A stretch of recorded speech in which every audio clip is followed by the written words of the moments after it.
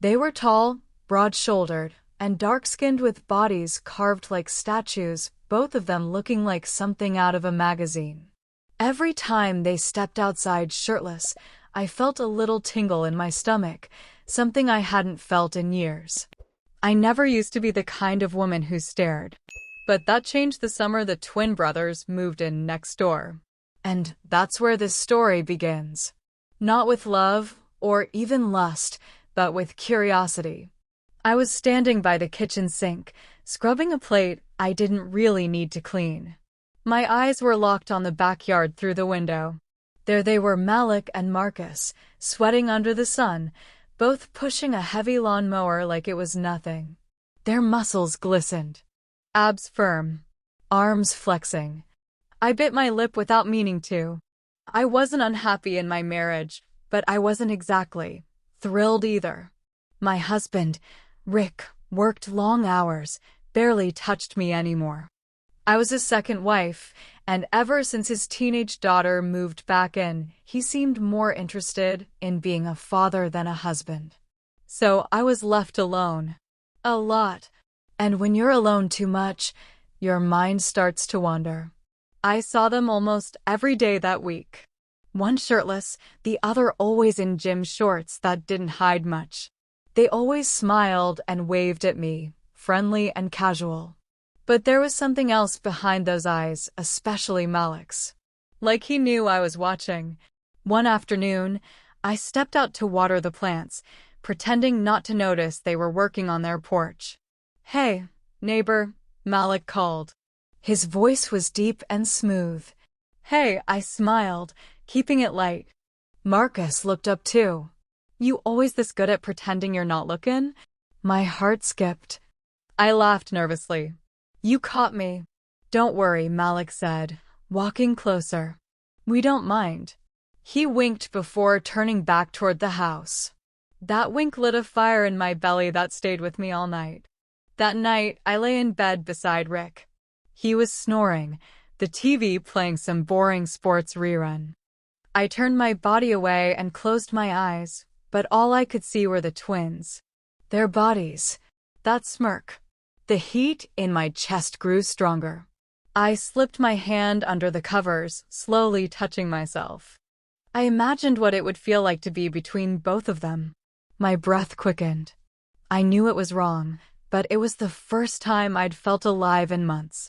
The next morning, I couldn't stop smiling. I knew I had to see them again. But I needed a reason, something innocent. So I baked cookies. Yes, I know it's cliché, but it worked. I knocked on their door around noon. Malik answered, shirtless again, and grinned when he saw me. Well, we got a sweet delivery. Just thought I'd share, I said, holding the tray out.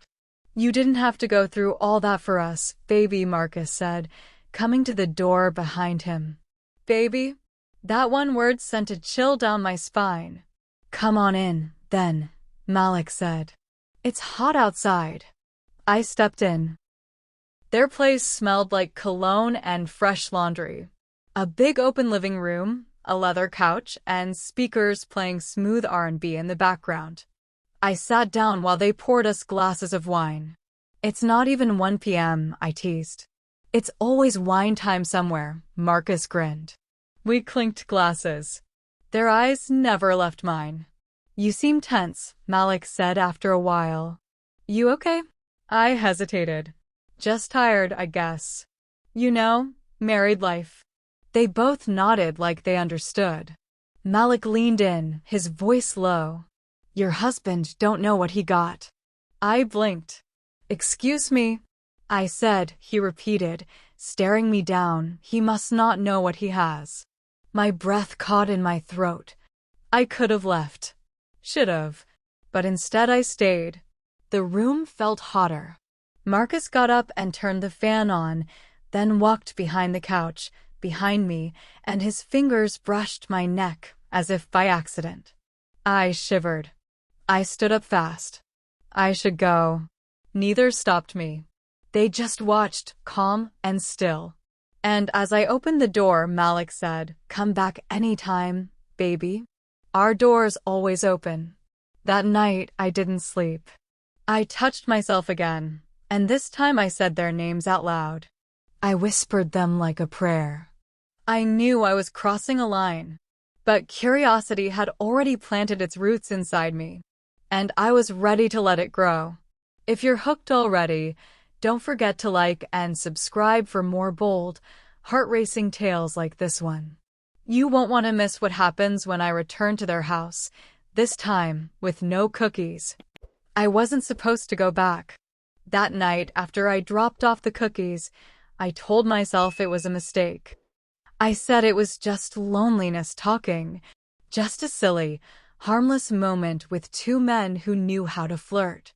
I convinced myself they probably acted like that with every woman. But I couldn't shake it. Their voices. The way Marcus brushed his fingers over my skin. The heat in Malik's eyes when he said, he must not know what he has. I didn't feel like a wife anymore. I felt like a woman again. And that's what scared me the most. The next morning, Rick left early like always. He gave me a kiss on the forehead, called out something about a conference call, and disappeared out the door. I stared at the door for a long time. I could have cleaned the house. I could have gone to the gym like I usually did. I even thought about calling my stepdaughter to check in, but instead I baked banana bread. I wasn't hungry. I didn't even know if they liked banana bread. But I cut 2 big slices, placed them carefully on a plate, and carried it next door like I had no control over my own hands. The second I knocked, I felt the nerves hit me like a truck. What was I doing? What if they laughed in my face? What if they told the whole street I was a thirsty stepwife chasing 2 younger men? But the door opened, and there was Marcus, shirtless, glistening again. "Look who's back," he said with a grin. I tried to keep my voice calm. "Brought breakfast." Malik's voice floated from inside. "You bringing food every time you visit, baby? We might fall in love." I stepped inside. Their house was warmer today. Dim lighting, the smell of cologne mixed with cinnamon. I noticed the couch had a blanket tossed lazily across it, like someone had slept there recently. Marcus took the plate from my hands and brushed my fingers on purpose this time. There was no mistaking it. I followed them into the kitchen, where Malik was already pouring orange juice into 3 glasses. I saw the way he looked at me like he was reading every thought in my head. "Still tense?" he asked. "Little bit," I admitted. Marcus stepped behind me again, just like yesterday. He leaned down, voice soft in my ear. "You shouldn't be. We're good guys." "Very good," Malik added, leaning on the counter with arms crossed, those massive arms, smooth and inked. I swallowed hard. "I didn't mean to lead you on, yesterday." Malik chuckled. "You didn't lead us on, sweetheart. You gave us a taste." I felt heat rise to my cheeks. "Wasn't much of a taste," Marcus said, stepping in front of me now. "You still holding back?" I didn't know what to say. He took a small piece of the banana bread and held it to my lips. I opened my mouth without thinking, and he slid it in slowly. His eyes stayed locked on mine as I chewed. "You always this quiet when something's good?" he asked. I nearly choked. Malik stepped closer. "Or do you get louder when things heat up?" The air thickened. Every part of my skin was awake. I could feel the tension stretching between the 3 of us like a rubber band ready to snap. I looked back and forth between them. "I should go," I whispered again. Marcus leaned in, barely an inch from my face. "Then go." But I didn't move. His eyes dropped to my lips, and Malik stepped behind me now, placing his hands gently on my hips. I felt caged, and I loved it. "We don't do this with just anyone," Malik murmured against my ear. "But there's something about you. You're different," Marcus added, brushing my hair back. I shivered. Malik's lips grazed the back of my neck. Marcus tilted my chin up. I closed my eyes, breath hitching. And then, like lightning cracking across a summer sky, someone knocked on the door. 3 sharp knocks. We froze. Marcus cursed under his breath. Malik stepped back fast, adjusting his shorts. I felt cold suddenly, like the spell was broken. Marcus looked through the peephole. Amazon, he whispered. I laughed, nervously, awkwardly. That's my cue. You sure? Malik said, brushing my waist with his fingertips. You were just getting warmed up. I took a deep breath, grabbed my purse, and opened the door. Marcus handed me the now empty plate. You ever bring breakfast again, he said with a wink, we'll make sure you stay for dessert. I didn't go home right away. I sat in my car with the engine off, heart pounding so hard I could hear it in my ears. My body wanted to go back inside. My mind was screaming not to, but something inside me had already changed. The twins had opened a door I didn't know existed, and I was no longer sure I wanted it closed. That night, I didn't even pretend to sleep beside Rick. He had fallen asleep watching football again. I sat up in bed with the covers wrapped around me, scrolling through photos on my phone. I didn't have any pictures of the twins, but I replayed them in my head, those eyes, those lips, those muscles. I touched myself again, but it wasn't enough. Not anymore. I needed more than a fantasy. I needed them. Both of them. The next day, I told myself I'd be strong. I even cleaned the house, did laundry, tried to distract myself with Netflix. But my body wasn't listening to logic. At 7:30 p.m., I stood in front of my mirror wearing a simple white tank top and tight jeans. Nothing flashy. Just enough to say, I'm not the same woman who dropped off banana bread. I told myself I was just going over to return a Tupperware container I forgot to bring home. I told myself it was innocent. But we both know better than that. I didn't knock this time. I just opened their door and walked in like I belonged there. It was bold. It was reckless. But my body had made the decision before my mind could catch up. Marcus was on the couch, shirtless again, watching something on TV. Malik was standing in the kitchen, drinking water straight from the jug like always. Both their heads turned when they saw me. I was wearing tight black leggings, no bra under my white tank top. The air shifted instantly. The room felt heavier, hotter. Malik smiled slow. Well, damn. Marcus stood up and walked over. You come here like that on purpose? I licked my lips. I didn't feel like waiting anymore. That was all it took. Marcus's mouth crashed into mine, hard and hungry. His hands slid under my shirt, gripping my waist like he owned it. I melted into him, gasping as I felt the strength of his chest press into mine.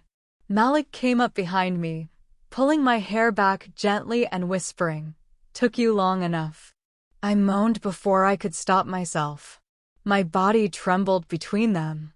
Their hands moved fast, Marcus pulling off my top, Malik running his fingers over my hips.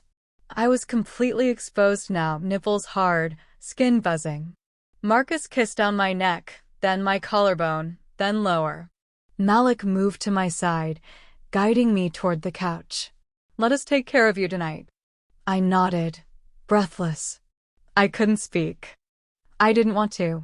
Words didn't belong in this moment, just sensation. They laid me back gently.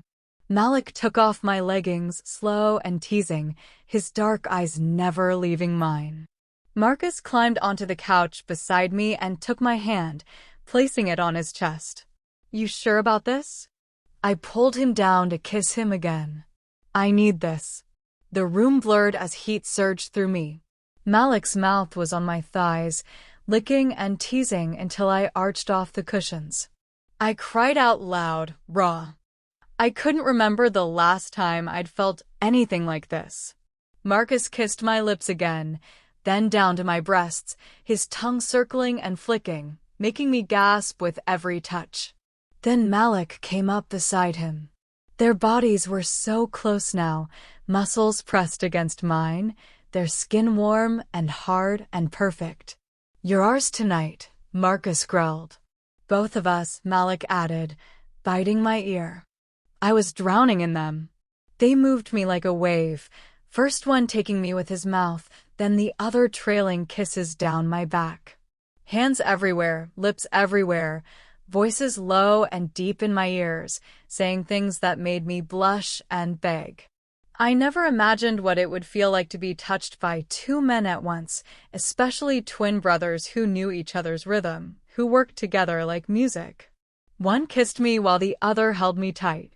One touched me slow while the other moved harder, deeper. It was overwhelming. It was beautiful. And it was exactly what I'd been craving. I let go completely. I screamed their names.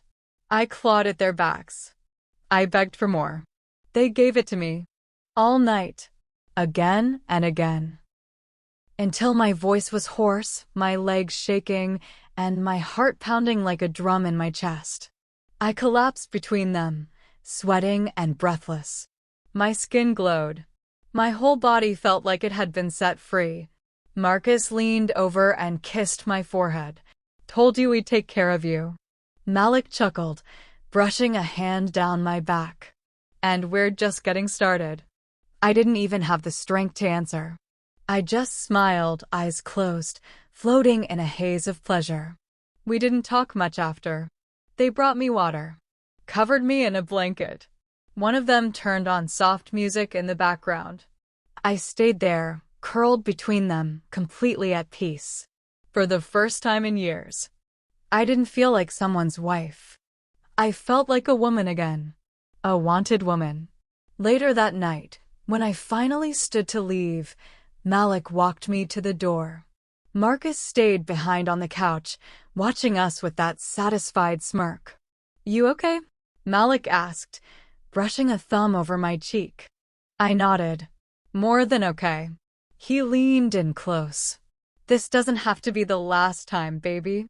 You say the word." I didn't answer right away, because deep down, I already knew. I would be back. Again and again. My body was still sore the next morning.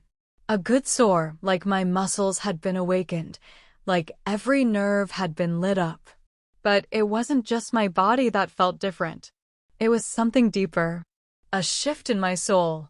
Lying in my bed, sheets tangled around my legs, I stared at the ceiling, heart still pounding from memories that refused to fade. I had done it. I had taken what I wanted. Not one, but both of them. Marcus and Malik. The twin black gods next door. And now, I had to live with it. My husband came home 3 days later. He walked through the door like he always did, carrying his briefcase, phone still pressed to his ear, not even looking at me when I said hello. Same man, same boring routine, same dull, checked-out eyes. He kissed my cheek out of habit, not passion. He didn't see me, not the way Marcus and Malik had. He never had. I stood there in the kitchen, watching him unpack his things, and all I could think about was how alive I'd felt in that other house. How they had made me feel like a goddess. Like every inch of me mattered. I had sinned. And I wasn't sorry. At night, I'd lie beside him while he snored and rolled away from me. I'd close my eyes and the visions came flooding back. Marcus's strong hands. Malik's rough voice. Their bodies pressed against mine. Their mouths. Their rhythm. Their power. It haunted me. It thrilled me. It broke something inside me wide open. I'd touch myself under the covers, biting my lips so I wouldn't make a sound. I had to finish quietly while the man I married lay inches away, clueless. That's when I knew I had gone too far. And also, that I didn't want to stop. The next time I saw Malik, it was in the grocery store. I was in the frozen food aisle, trying to act normal, picking out veggies I'd never eat. He came up behind me like a shadow and whispered, "You miss us yet?" I dropped the bag in my hand. My heart jumped into my throat. I turned to face him. He was wearing a hoodie, looking casual, but those eyes, the same eyes that looked down at me when I was on my knees, burned right through me. I can't stop thinking about it, I whispered. He smiled. Good. Neither can we. That night, I didn't sleep. I stayed up, pacing the bedroom, staring out the window toward their house. Their lights were on. My body ached just thinking about being between them again. But I also knew this couldn't go on. It was getting dangerous now. Not just physically, but emotionally. Because this wasn't just lust anymore. It was craving. Obsession. Something deeper than I'd expected. And worst of all, I wasn't sure I wanted to go back to normal. A week later, Marcus knocked on my door. Not theirs, mine. It was early afternoon. My husband had just left for work. I was still in my robe. My heart stopped. He looked at me with that calm, confident smirk. You gonna invite me in or make me beg? I stepped aside. He walked straight to the kitchen like he owned the place.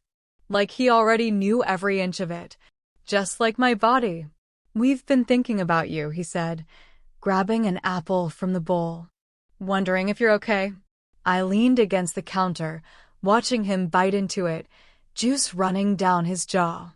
I couldn't even speak. You don't have to feel guilty, he added. You wanted it. We wanted it. Nobody got hurt. But someone could, I whispered. If he finds out.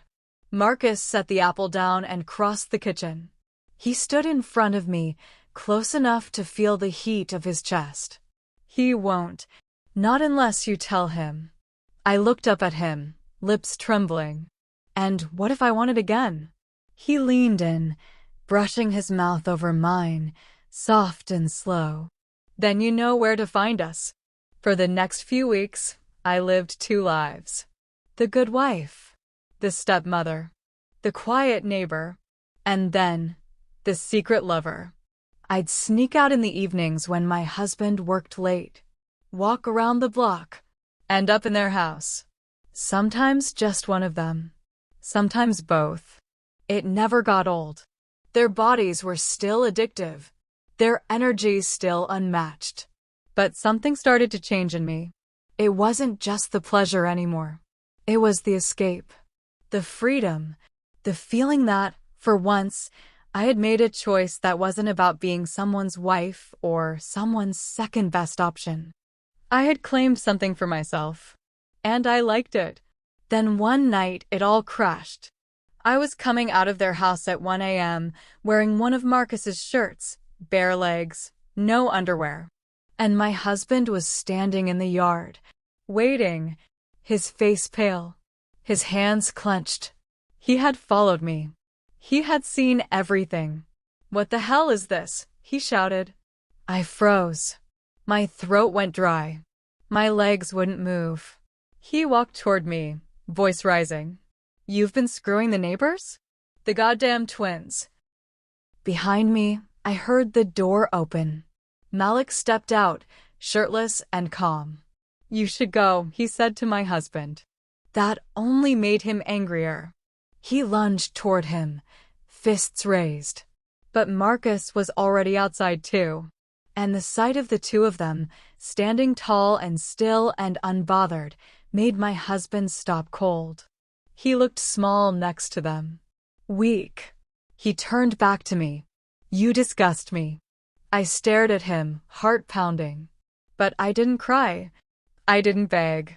Because in that moment, I felt something unexpected. Relief. He left that night, packed a bag and drove off. We haven't spoken since. And I haven't set foot in the twins' house either. Not since that night. It was over. It had to be.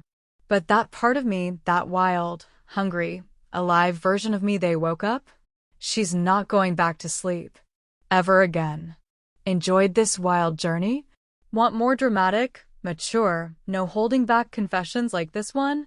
Like and subscribe now to hear what happens next. Because trust me, stories like these don't stay buried forever. You never know who's watching. Or who's next.